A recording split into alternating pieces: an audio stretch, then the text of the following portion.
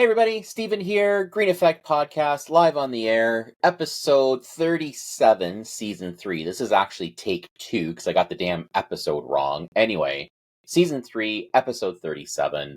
I still can't believe we're at this many, that I've even, kept going this long. So, anyway, pretty excited. I'm hearing a lot of really good feedback about it. Listen, if there's ever a topic you want to hear, let me know, man. I'd love to hear from you. And I can definitely talk about whatever you need me to talk about if there's something of interest. So anyway, no podcast last week. Even right now, as I record this, I'm actually standing I have a standing desk in my office. But 2 weeks ago, I was cooking breakfast and my shoulders, my neck, everything just seized up. And it has been a full 2 weeks of trying to rehab this thing. So last week I didn't get to it. To be honest, I was just in a lot of pain and I was dealing with other things and they had to take priority. So, I mean, man, when they talk about take care of your health, they are not kidding, man. Take care of your health. Um, I, the problem is when you don't sleep, right?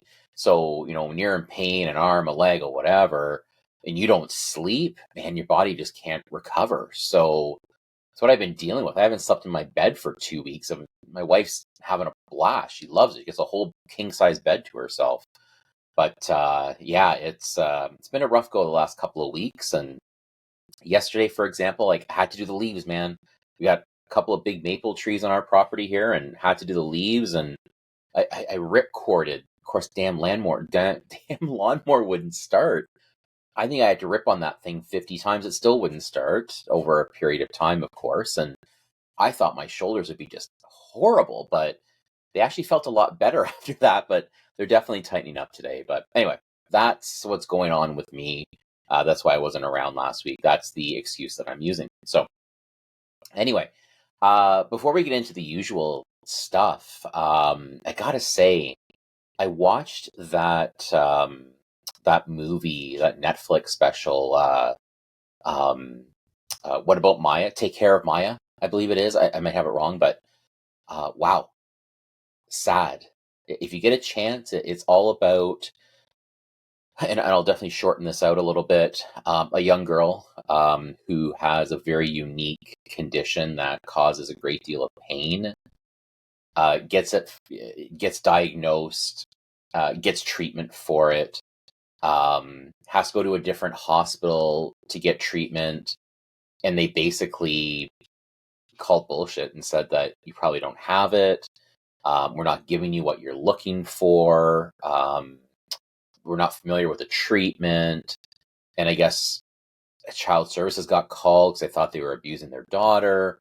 The mom committed suicide after 2 months of being separated from her daughter, and basically leaked text messages and emails and what was really going on with the people at the hospital at Johns Hopkins, like world renowned children's hospital. Basically, they're suing, right? This all happened about 4 or 5 years ago. It might be a little bit longer than that. But of course, you may have heard in the news that trial has now come to an end, at least on the first part around the compensation or compensatory damages or something like that.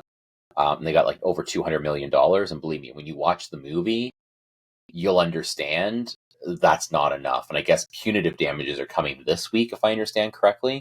But man, if it got 200 million at the beginning, after you watch that movie and you kind of hear the story, you'll understand why punitive it's going to be a lot of money.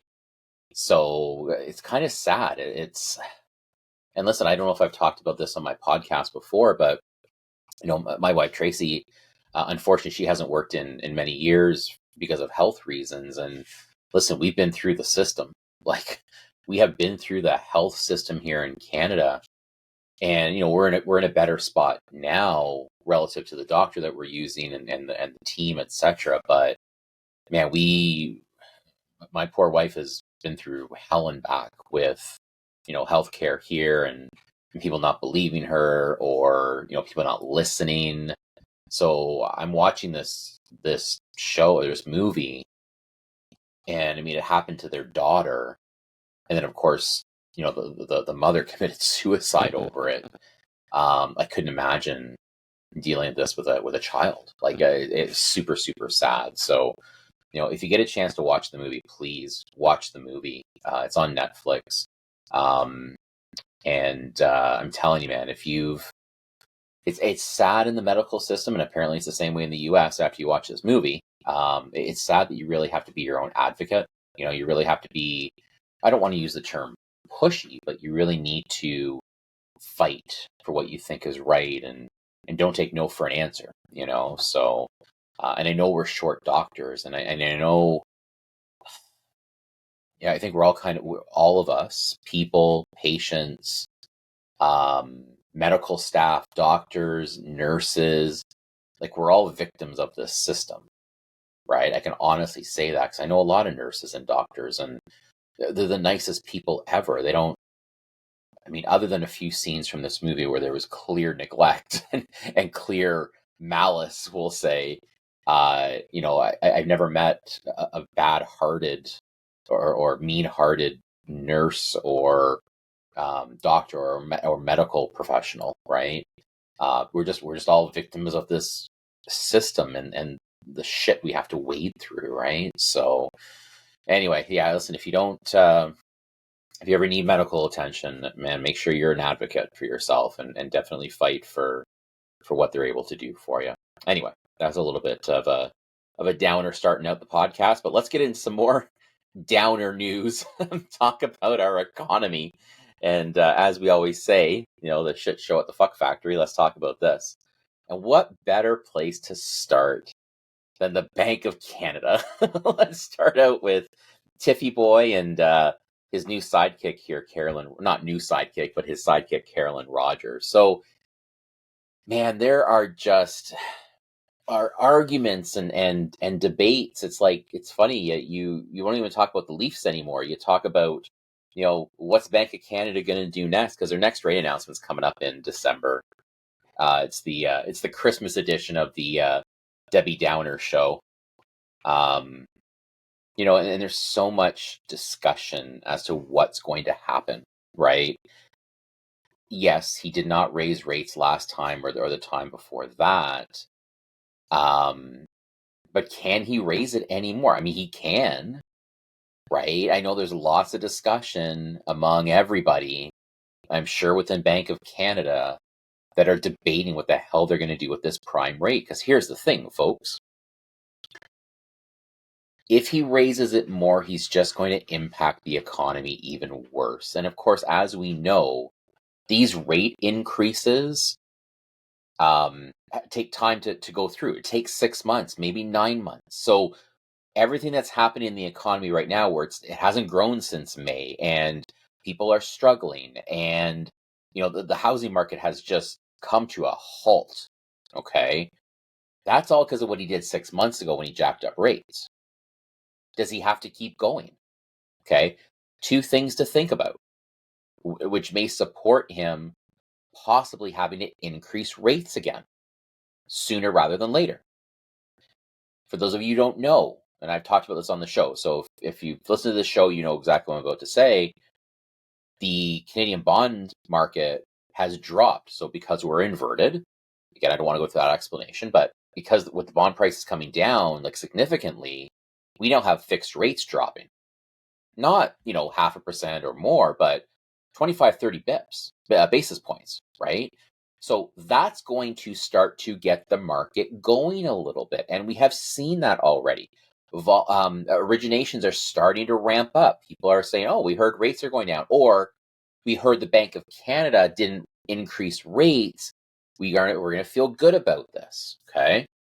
So he could let the bond market do its thing or do some of his work for him. The other part that could impact his decision, he has to stay relatively in step with the US. Don't forget, they're our biggest trade partner. So if all of a sudden their rates go up, because that guy down there, he's like, I'm jacking it up till it gets down to 2%. He's going hell or high water.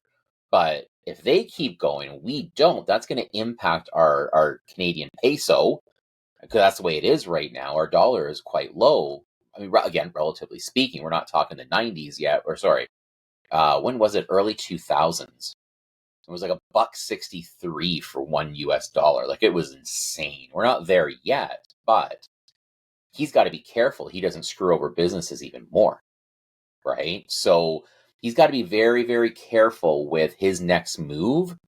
And it might not be, he might not be able to win this. He might have to wait again and just see what happens. He doesn't strike me as the type. If we go back to early 2022, I was talking to somebody else about this the other day, and I remember when all hell was breaking loose on the markets, like inside townhomes at 1,000 square feet in Kitchener going for 1.2 million. Complete insanity. Okay. Well, I remember January 2022, and he did not move rates. And we were like, dude, you are insane. How you're not moving this. And listen, he thought inflation in the market, it was transitory, was the word he used. That is no big deal, right? Then finally in March, he moved the rates. I remember the day I heard he finally moved the rates, and I'm like, we're fucked. This is not going to go well. This is not going to go well. And sure enough, here we are not going well. Hindsight being 2020, should he have at least kept us honest, maybe put up the rates a 0.25% here and there as things were going so well in 2021? Absolutely. But here's the problem. We can say hindsight being 2020. The way he was looking at it, the Bank of Canada was looking at it, they wouldn't have done it anyway. It doesn't matter. The way they were viewing things, and they were saying, hey, listen, we got to stimulate the economy. We got to put money into the market. We got to, we got to make sure everyone has CERB and CEBA and whatever. Okay. There's no way he would have done it anyway. Like, really. Right. So I don't know. We'll see what happens with this. I think he's got to go one more time. I said this in October. Everyone's like, hey, Steven, is he going to increase rates? Is he not? I'm telling you, I think he's got to go one more time. I think if he wants to just the final kick to the head on this one, I think he's got to go one more time, folks. I don't know. I can't see him sitting back and making the same damn mistake he did last time and just leaving it as it is. That's my feel. I don't know. You tell me. I'd love to hear in your comments. I just think he's got to go one more time. Call me the Debbie Downer. I don't care, man. I just think he's got to go one more time. So I don't know. We'll see what happens. Okay. Next thing to talk about. So this maybe comes along a little bit with the rates. We have a lot of inventory, like a lot, relatively speaking. Okay. Are we in a situation where we just got so much that we had nothing to do with it? Like, this stuff could get sold. Here's what I'm seeing from clients. People always ask me, what are you seeing out there? And the answer is, we really have clients in two camps. Okay. One is we're really trying to afford something. We're going to take whatever we can find within our price range. We're going to do whatever we can do. Okay. Then we have the other crowd. And I think in 1 week, I had like 3 of these clients where, well qualified, man, they could buy whatever they want, right? Within their price range. All 3 of them said same thing. You know what? We'll wait. And I'm like, well, why are we waiting? Right? And they're like, no, we'll wait. So let's see what happens. Okay. And I'm like, what do you mean see what happens? What are we waiting to have happen? And they're like, you know what? My rent is low. I'm not going anywhere. We're kind of happy. Let's save a little more money and see what happens. Okay. I get that. I totally get that. You go into the media, everything's a shit show, whatever. But I'm going to say this to everybody because I've had other clients that did get pre-approved earlier and now they can't afford anything. My comment is, and it's not a fear-mongering comment, it's absolutely the truth. You don't know what tomorrow brings. Okay? If you can afford something and it's your dream to buy something, get in. What is it? Marry the house, date the rate, whatever. Okay? There's a lot of people that could have afforded something and now they can't, and here we are. Right? So be very careful with that because right now we're at we're right around that 3 months of inventory. And traditionally, anything up to 3 months of inventory, and to be clear, months of inventory is basically if we stopped listing houses on the respective board today, how long would it take to sell everything out? Okay. So when we say 3 months, and during the crazy times in 2020, 2021, 2022, we had like 5 days of inventory. It was insane stuff. Okay. But now we're closer to that 3 month mark. And so traditionally, what I was saying was anything up to 3 months inventory is usually a seller's market. Okay. There's not a lot of inventory, relatively speaking. 3 to 5 months of inventory, that's usually balanced. And anything over 5 months is really a very strong buyer's market. Okay. So seller's market, 3 months and less. 5 months and more is more of a buyer's market because there's more inventory available. Okay. So we're at 3 months, but the problem is we've been so depressed within the amount of inventory we've had. 3 months of inventory feels like 8 months of inventory. And it's really a buyer's market. I haven't had an offer, knock on wood, I haven't had an offer come in unconditional, like firm, in a few months, if not more. Because you can put a condition in. There's no rush. Where are you going? Right? So again, if you're thinking of buying, jump in, man. Get in there. Right? Again, you got to be emotionally ready. We talk about that quite a bit.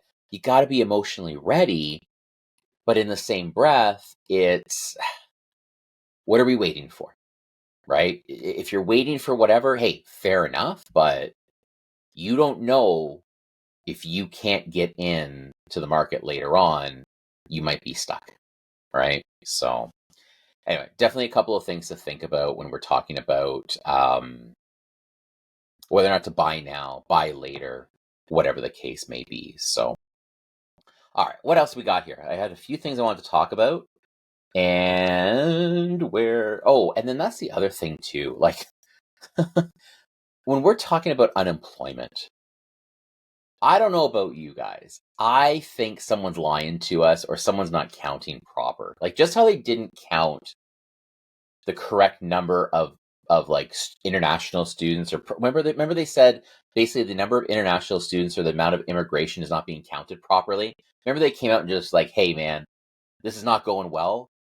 I think that's the same issue with unemployment because I know major banks, Scotia, RBC, they've had massive layoffs. I'm seeing layoffs. There was another company that had layoffs too. It was, who was it here? Give me one sec. Who laid off people? Air Canada laid off some people, I believe. Canadian Tire. Dude, Crappy Tire is laying people off, man. You go to Crappy Tire right now, you can get a frying pan for a nickel. I'm telling you. So this is starting to happen. I don't think they're counting these numbers correctly. I really, really don't. Okay. Because I think there's a lot more unemployment. And I think some of that unemployment, if I can just paint a domino picture, some of it's from immigration, right? People are coming here with their Canadian dream and they're not getting it. They're getting a Canadian nightmare. Okay. Or they're having to work 3 or 4 jobs because I think most people who come new to the country, they're going to do whatever it takes to make it all work. Right. I think the unemployment numbers are probably a lot higher than what they're leading on. The 5 point whatever percent it is. I think it's a lot higher. There's no way it's only 5 and change. So anyway, I just want to mention that before I kind of moved on into that immigration talk. So yeah, so immigration student, it's kind of sad right now because the international student topic is becoming a huge hot button issue. And I'm releasing on social media this week. Like our immigration numbers are still through the roof, right? We're still bringing folks in, which we need that. We need to have strong immigration, 100%. Okay. But we still are in that situation. We don't have anywhere to put these people. Like we really don't. And then let alone jobs, right? So I don't know. We're going to have to see how this all plays out, but I'm a grandchild of immigrants, man. We need it. We are dying quicker than we're being born in Canada. Just remember that. We do have a declining population, so we need the backfill of immigration. But what would be really, really nice if we had a housing policy to go with it, right? So that whole fiasco is going to keep going on. I was reading something about taking, there's an article about taking commercial properties that are vacant because people are working from home and make those residences, which is fine, but that takes time and money. We don't have time and money right now. Okay. Some of these folks that are immigrating here, they're living on the streets. In Kitchener, we got a couple of tent cities, I believe now. So the solution, I still think, and I've said this before, anybody who's immigrating to the company, let's screen them really well. Only folks where we have a gap in trades or whatever the profession is, we have a gap in, those are the folks that get priority. There's nothing wrong with that. Other countries do the same thing. So I think we have to be more, I don't want to use the term selective, but smarter with making sure that our country can operate well. But just think about this big picture. If we're only allowing individuals to immigrate to Canada with a particular set of skills that are needed, trades, doctors, okay, registered nurses, whatever, anything that's in short need. No more mortgage agents or realtors, by the way, but things that are in short need. How efficient and smart is that? Like, yeah, hey, if you are a concrete layer or a bricklayer, you're a carpenter, dude, you could be here tomorrow and be a permanent resident, start your life. No work visa. Start your life right now. You can be a resident of Canada. How incredible would that be? And then, by the way, you're going to have a job right away. By the way, you can possibly buy a house, rent out. At least you're not going to be living on the streets, because hopefully you have a good enough paying job that is in demand in the country. There is nothing wrong with that. I believe Pierre Poilievre was mentioning, I mean, that guy's on the rampage, man. If he doesn't get in for his prime minister, I don't know how that doesn't happen at this point, but he was mentioning something about his plan. They know what your profession is coming into the country. He knows there are doctors who are driving cabs or doing much less, doing jobs that they're well overqualified for. He said, you know what? We fast tracked them through. If you're a bloody doctor, and we're short doctors, right? Or if you're a registered nurse or whatever, right? Fast track them through, write a bunch of exams, 6 months, 8 months, whatever, get them going so they can help this incredibly brutal backlog.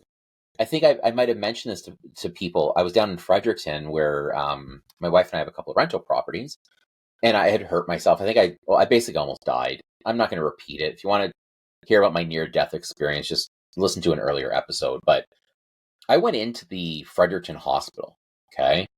And yes, it's Fredericton, but it also confirms the fact that we need folks to spread out across our country when they immigrate here. Here's Exhibit A. Go into the Fredericton hospital. It's the same as your local deli counter, okay? You pull your number. It's the same machine. It's not a medical anti-sanitized whatever machine. You pull a number. Now serving is the digital thing up top. I pulled number 40.